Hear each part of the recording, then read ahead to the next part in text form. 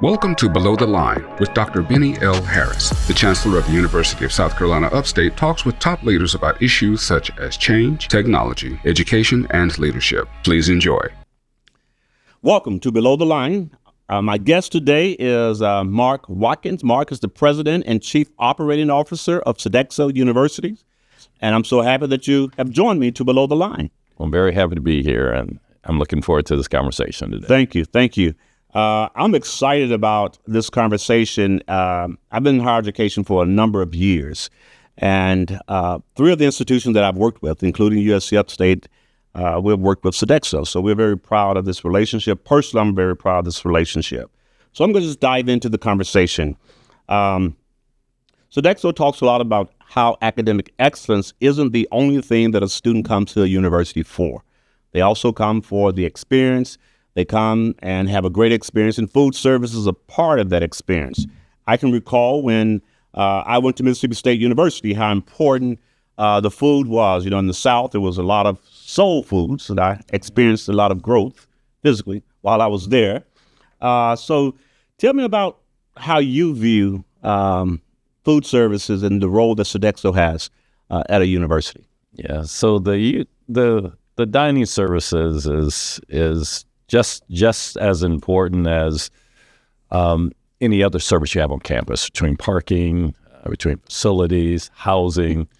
If you think about it, dining services outside of housing is the most frequented operation on campus. Okay. So when you look at it from a student's perspective, let's say from a parent perspective, when you're recruiting parents, they come in and they want to see what the facilities look like. Okay. What their son or daughter is going to be eating when they show up on campus. If you remember back when we were in school, it was a service line. Yeah. And you got what they put on your plate. Today, it's a restaurant experience. Okay. And that experience that you get definitely aids in your ability to recruit and sometimes retain as well. Yeah. So it's important for the dining services to be on point. Yeah. And so I agree exactly.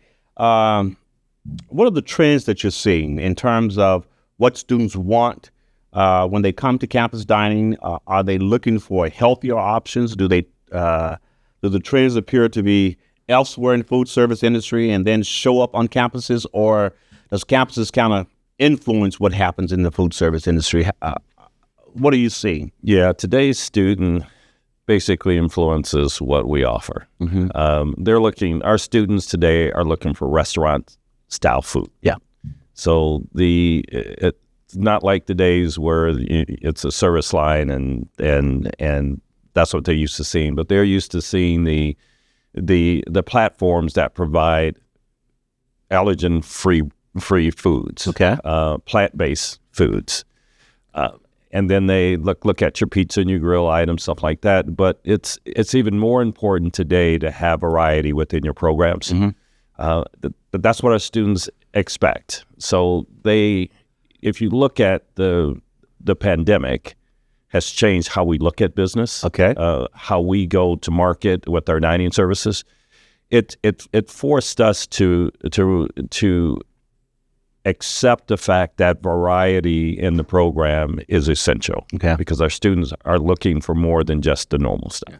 So I would imagine that pricing and trying to figure out your ROI on these types of investment can be pretty complicated, because you have to cater to those students who are looking for health options, those students who may be looking for different types of traditional options and allergy or plant-based, all those types of things. So how do you manage that amount of diversity in your products and your services? That's called menu engineering. So there's a need for it. In some cases, there's not a heavy take. Okay. So you have to provide those, because the students that you're recruiting and you're having on campus comes from all places. Okay. And today's student has allergies to things that I never even knew about 15, 20 years ago. So making the products available is key, but the take on those items aren't always sizable that it would impact your overall cost as much. Okay. So do you know when to pivot? When it says, okay, you work with your client and say, okay, we did this, we tested this, it's costing us a lot more than the investment that we're making here. How do you? Yeah, we use data. Okay. I mean, you have to track how many. So let's say you serve 400 students for lunch, and only 20% of them ate at certain stations. You tend to adjust your production. Yeah. Based off of that. Okay. We look at it from a plate cost perspective. Okay. So if an average student eats is $3.50 a plate or $4.50 a plate, and if you, or let's say $3.50 a plate, and you put a new new item out, all of a sudden your average cost goes up to $3.75, $3.80. Okay. We try to menu engineer it so we don't have to come back and have a conversation with you. Yeah. It's about adjusting your menus and your platforms in order to fit the needs of the students within budget. Okay. So earlier you referenced COVID, and I think COVID has become a milestone for a lot of decisions that are being made today. One of those is regarding the labor workforce, whether it's the labor shortage or whether it's having the skills that are needed in a certain type of industry. So how is Sodexo managing the current employment landscape? And are you trying to use more technologies to provide greater efficiencies where you have labor gaps? Yeah. So the labor market has been a challenge throughout the country for us. It's even worse in certain pockets. Mm-hmm. The more rural, universities, there's more of a challenge there. Okay.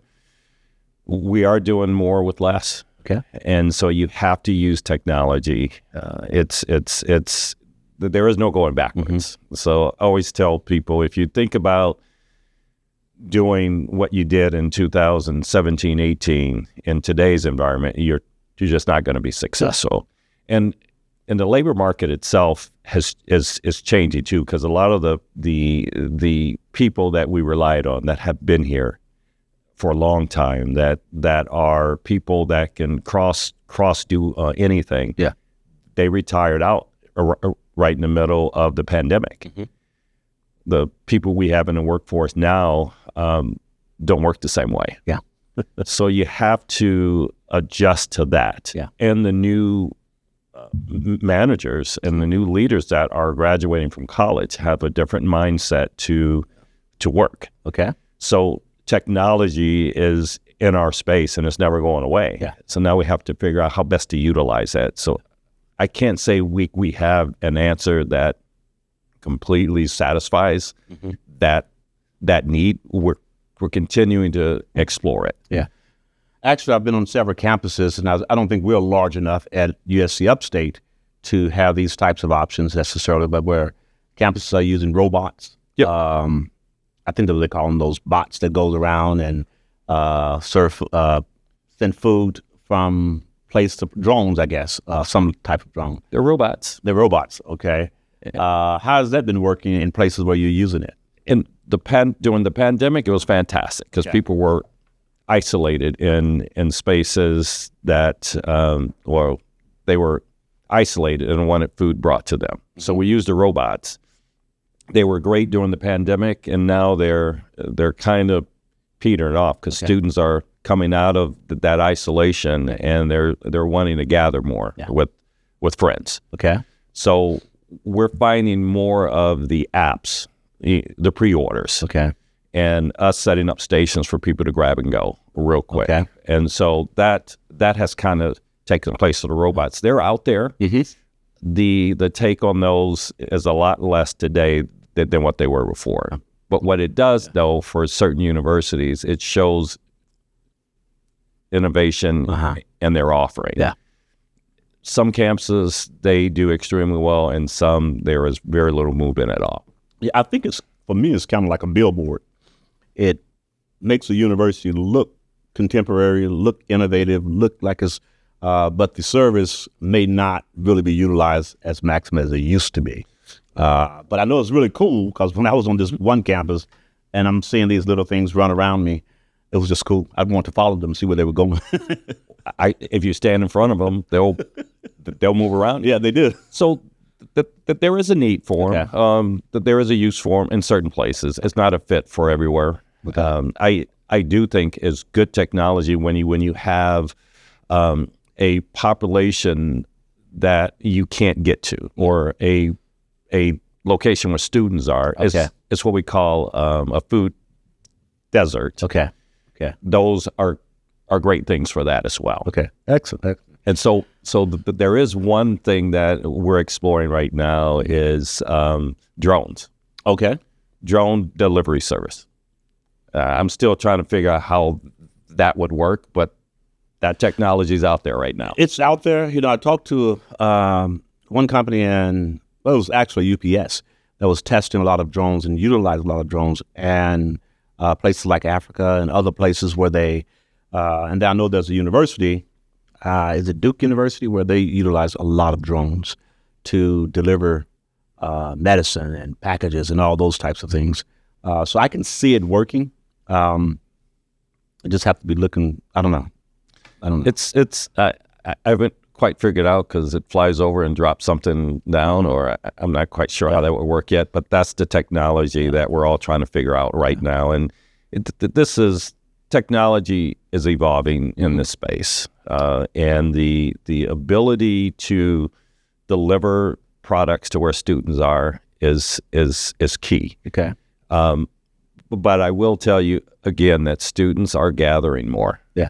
So when I think about that, I think it makes sense now. So as a client of Sodexo, and I'm thinking about how to serve my students, and when you mentioned that gathering space, it immediately clicked in my head and say, am I investing in the right things? Should I be investing in premier gathering spaces where students can get a grab and go and sit down and enjoy their meal around conversation and study and those type of things? So it has me thinking about a lot of things, that piece of intel right there. Yeah, and it goes along the lines of the pre-orders, using an app to pre-order a product and being able to pick it up and then go to a spot like in your student center or other places like your library, stuff like that as well. Okay. So let's talk about the landscape. Sodexo is not just a food service business, and I learned that when I went to my previous institution. But Sodexo offers a number of other types of service: cleaning, landscaping, maintenance, those type. What are some of the scope of services that you offer universities? We provide full facility services. Okay. So that goes from project management to HVAC work to plumbing, electric, roofing, custodial services, the full gamut. Okay. So we're sort of a turnkey solution for universities when they have a need. Okay.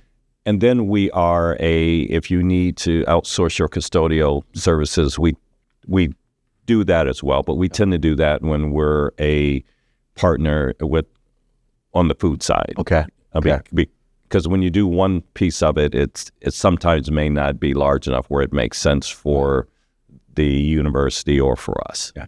I think from a business decision perspective, that's when I have to think about when it's time to pivot from taking it in-house to approaching a Sodexo and asking, okay, how can we be more efficient and save money at the same time, whether it's moving the workforce over to your books and your expertise and those types of things as well.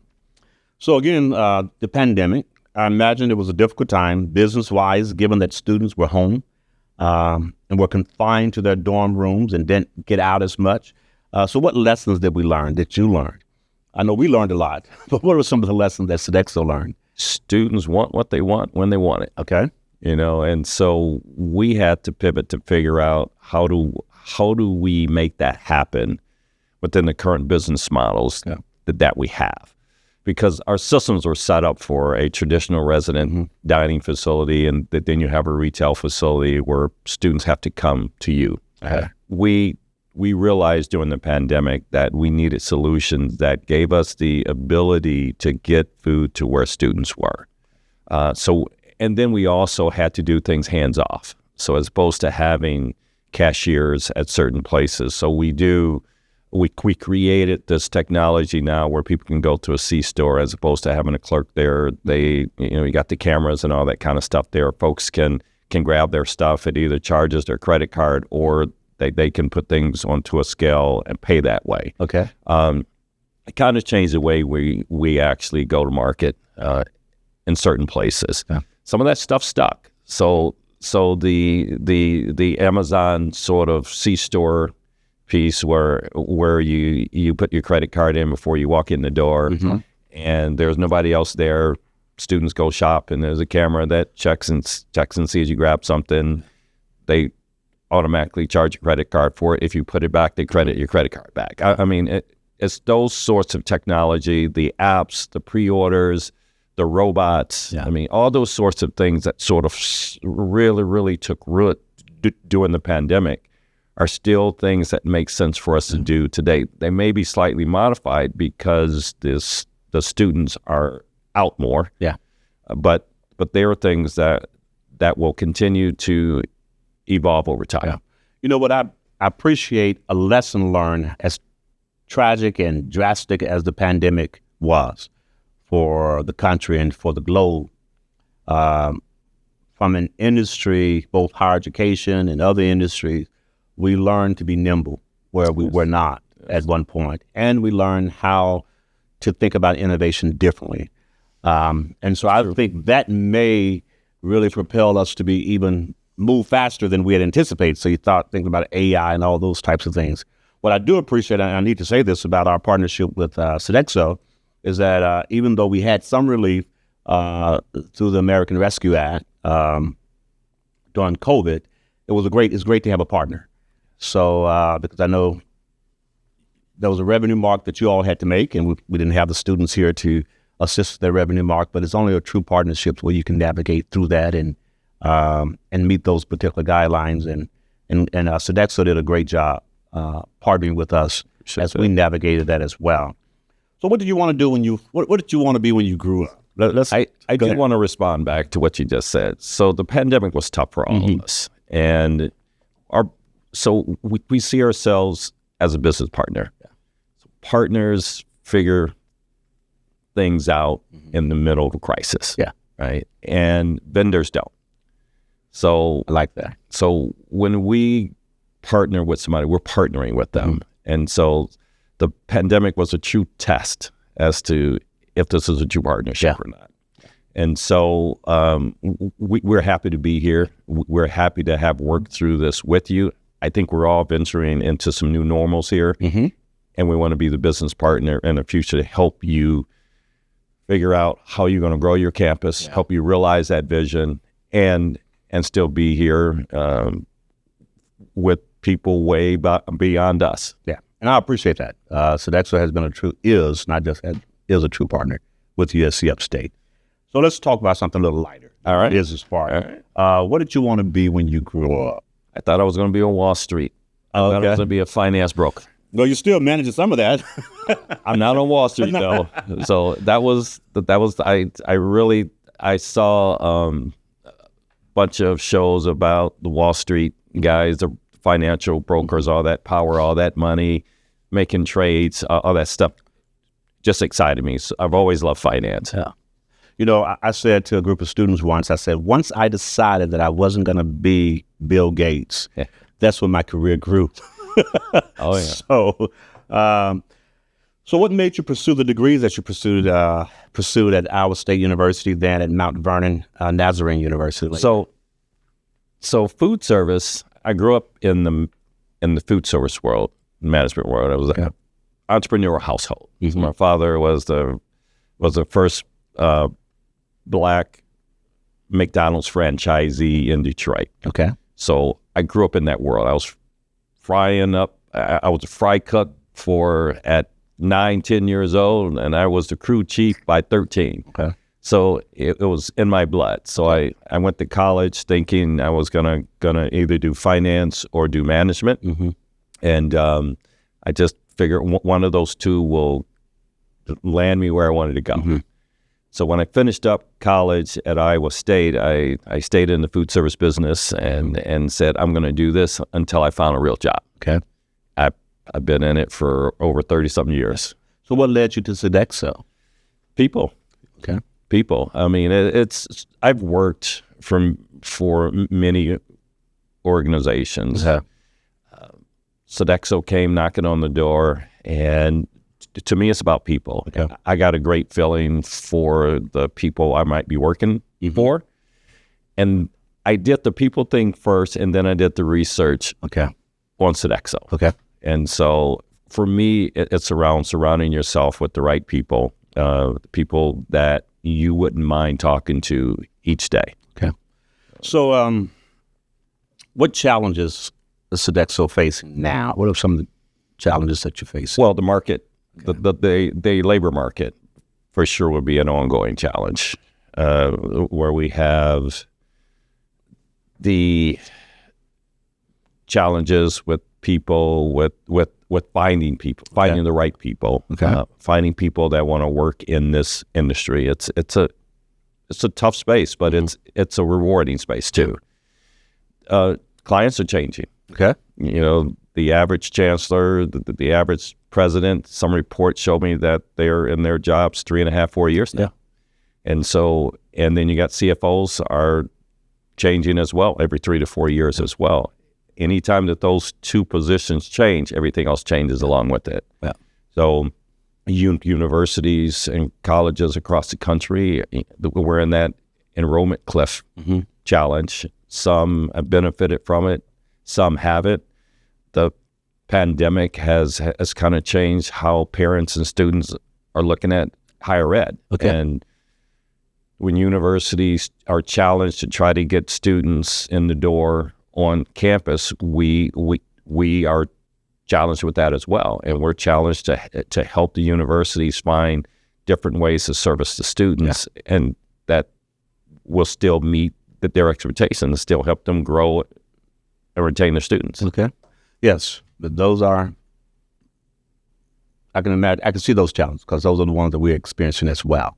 You get new presidents, new chancellor, they have new vision, new CFO, you got to recalibrate to make sure the previous CFO did what he or she was supposed to do, et cetera. So I like to talk about leading below the line. That's what this is titled, and that phrase was coined by a previous president I had who did conflict management, Randy Lowry.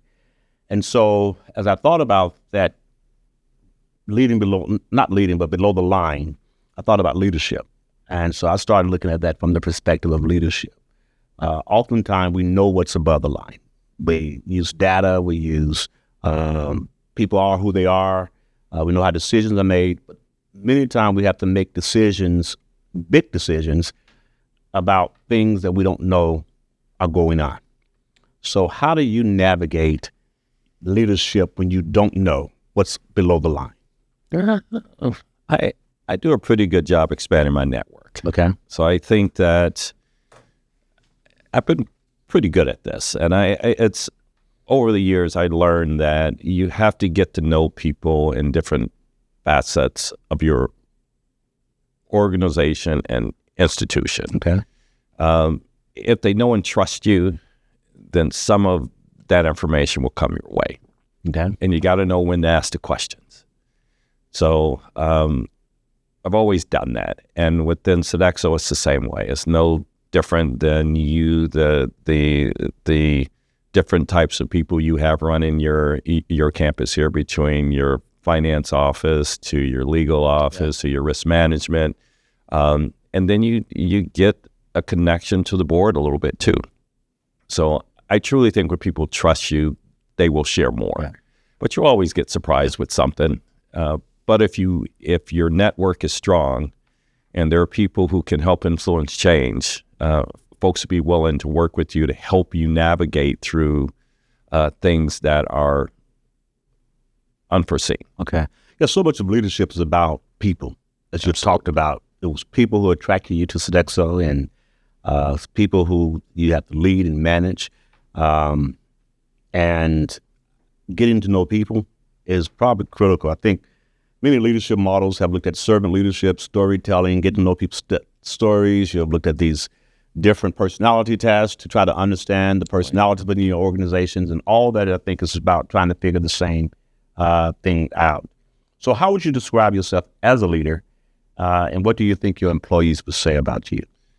I had to look this up because we take all the personality tests, all this, that says one thing, but I am an authoritative leader.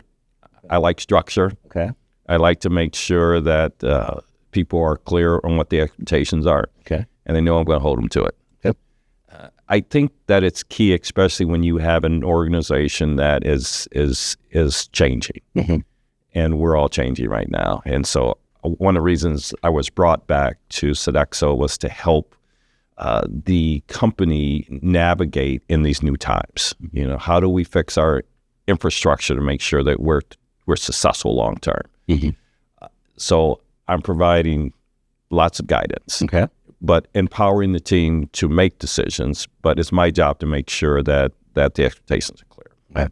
My team would say I'm the alpha in the room. Mm-hmm. And I set high expectations of them and myself. I'm decisive, but fair. Yeah. I think when you have the changing workforce, you have millennials, you have Gen X, you have all types of people in the workforce. It makes for a really interesting time in leadership, I believe. It does. Finally, do you have a mantra or a quote that speaks to you as a leader? I was really hoping to answer the question about who my hero was. Did I miss that one? You missed that one. I had to talk about that one. So Okay, let's start there then. Who was your hero? my hero is my father. Okay. So, and Tell me about that. I would not have said that 20 years ago, but I have a huge appreciation for what he's done and where he's been. So my father was born down in Memphis. Okay. So cotton fields, and he strived to be more than that. So he went from there to being drafted or getting a scholarship to USC, ended up being transferred to Iowa State, was their first black All-American in 1959-60. Okay. Played professionally with Detroit Lions, ended up being Detroit's first black franchisee for McDonald's. He lived in a time where, we think we live in a world of adversity. Those times were very, very different. Yeah. He never let that be a crutch. He found a way to navigate through it and still achieve his vision plus his goals. I never knew failure because that never came into our discussions at home. Mm-hmm. We always knew if you wanted it, you had to go get it, and don't be waiting on somebody else to give it to you. So, is your father still living? Passed away in 2012. Okay. He had a rare heart disease, and he passed away early. He was about 73 years old, and hated for that to happen. But he said something to me 3 days before he passed. He says, "I got no regrets, and I'm very proud of my children." Yeah. So amazing man. I would have loved to have interviewed him. He would have loved to have been here, and you would not have been able to get him out of here. Oh, great. So talk to me about that quote too, one of your favorite quotes. So my favorite quote, I still use it today, is make today better than yesterday and make tomorrow better than today. Make today better than yesterday and tomorrow better than today. Okay. You're always pushing for excellence. Yeah. Well, Mark, thank you so very much for your time. Thank you for spending this time with us, and thank you for the partnership that we have at USC Upstate with Sodexo. Well, thank you for having me, and I'm very happy to be here, and I'm very happy to sit in front of a mic and have a conversation. Again, another episode of Below the Line. Thank you. The Below the Line podcast is brought to you by the University of South Carolina Upstate. Look for our monthly write-up in Greenville Business Magazine, and for more information, go to uscupstate.edu.